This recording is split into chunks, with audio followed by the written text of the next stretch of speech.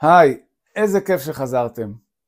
אתם בטח שואלים, אוקיי, אז הגדרתי מטרה, התחלתי לעבוד על המחשבות שלי, ניקשתי קוצים, מה עכשיו? בדיוק על זה נדבר עכשיו.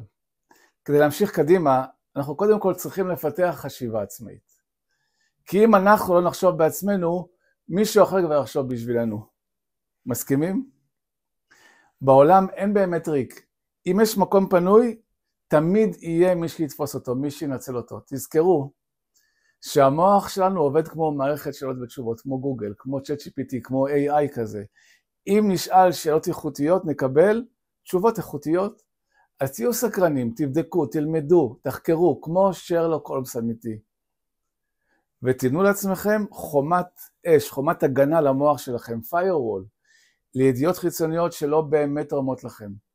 תזכרו גם שבסך הכל אנחנו בני אדם, מותר לנו לטעות.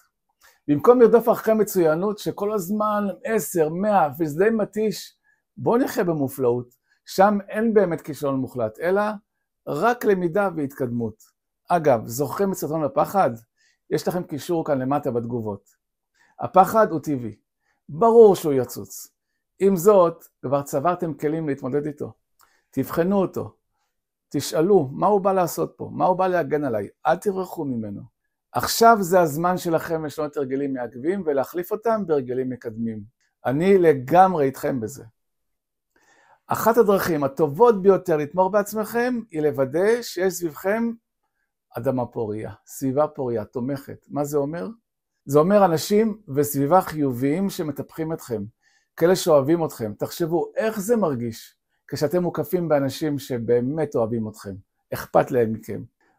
הם מגבירים את האנרגיה החיובית שלכם ואת הביטחון שלכם לרוץ קדימה. הם נותנים לכם גב, תשתפו אותם במסע שלכם, גם בהצלחות וגם בקשיים. ברגע שאתם פותחים את הלב שלכם, אתם מקבלים משוב בונה ושואבים מוטיבציה להמשיך.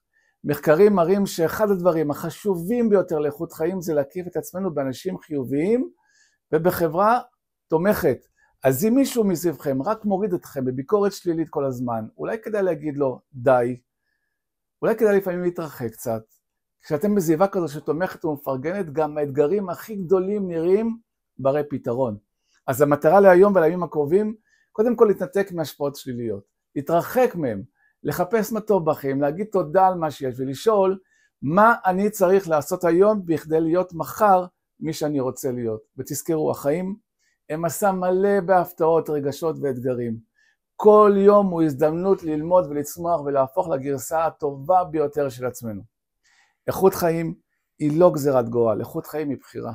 אני יאיר ביטון, ואם אהבתם את הסרטון הזה תעשו לייק, תירשמו לערוץ ותשתפו אותו עם מישהו שאתם חושבים שזה יכול לעזור לו. אז בואו נמשיך לגדול ביחד ושיהיה המון בהצלחה במסע המופלא שלנו. נתראה בסרטון הבא.